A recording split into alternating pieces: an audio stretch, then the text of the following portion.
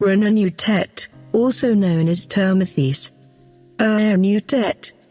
Renenutet was a cobra goddess from the Delta area. She was a powerful goddess whose gaze destroyed her enemies. However, the ancient Egyptians had no reason to fear her, as she offered them protection in many areas of their life. She was depicted either as a woman, a cobra, or a woman with the head of a cobra wearing a double-plumed headdress or the solar disk. Renenutet was also depicted with a lion's head, like Hathor in her form of the Eye of Ra. In the underworld she became a fierce, fire-breathing cobra who could kill with one gaze. Hello friends, I have prepared another excellent video for you. In this video, I will tell you about the ancient Egyptian goddess Renenutet. Don't forget to subscribe and comment to support my channel. Her name may derive from the words renen, to bring up, or nurse, and wtt, snake. But others have suggested that Renenutet can mean fortune or riches.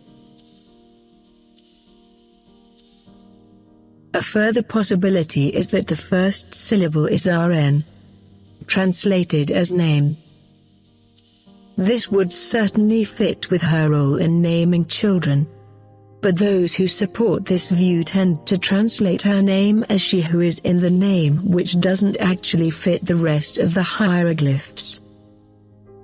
This brings us to a further possibility. Some sources refer to a separate snake goddess named Renenutet, who was a goddess of nursing. They may well be one and the same, or they could have become merged over time. But it is also possible that the two have simply become confused by historians. Renenutet was sometimes considered to be the wife of Geb, the earth god, and the mother of Nehebkau, the snake god who guarded the entrance to the underworld and protected Ra as he passed through every night. But other traditions held that she was married to Sobek or Shai, the god of destiny. She was the mother of Nepri, the personification of corn, who was closely associated with Osiris.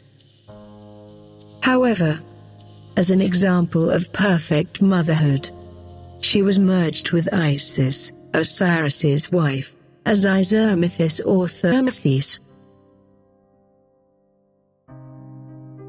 To the ancient Egyptians, names were words of great power. As the goddess of suckling, Renenutet gave each newborn baby a secret name along with its mother's milk. In this role she was given the epithet she who rears. She also protected children from curses. In fact, the child was said to have Renenutet upon his shoulder from his first day. In this role she was linked with Mesmerizing, a goddess of childbirth, who actually oversaw the labor. The ancient Egyptians believed that in order for a person to enjoy eternal life, their image and their name must survive. As Renenutet gave each person their name, she was linked with Shai, as a goddess of fate. Ramesses II stated that he was the lord of Shai and creator of Renenutet as an indication of his power to control his own fate. Renenutet and Shai were often depicted with Thoth and were sometimes named the Hands of Thoth.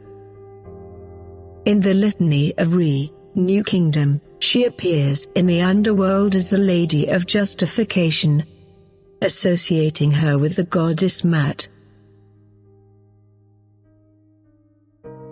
According to the pyramid texts, Renenutet was the goddess of plenty and good fortune.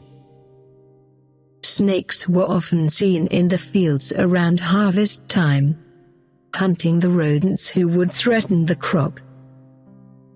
As a result, Renenutet was considered to protect the harvest and given the epithets goddess of the double granary, the Lady of Fertile Fields, and the Lady of Granaries. Amenemhet III and Amenemhet IV dedicated a temple to Renenutet, Sobek, and Horus Atar, known to the Greeks as Narmathis or Harmanthis and now called Medinet Madi, which was expanded during the Ptolemaic period. In this temple an annual harvest festival was held in her honor, during which a quantity of the best quality produce was dedicated to her. And throughout Egypt shrines to her were built in areas where wine was brewed.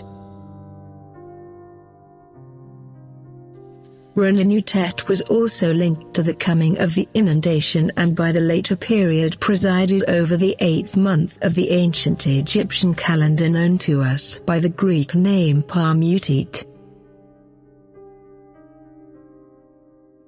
From the early period, she was seen as protector of the pharaoh in the netherworld, with the epithet nourishing snake. Renenutet imbued his clothing with power which repelled his enemies. By the New Kingdom her power extended to the mummification ritual, during which she imbued the mummy wrappings with magical power.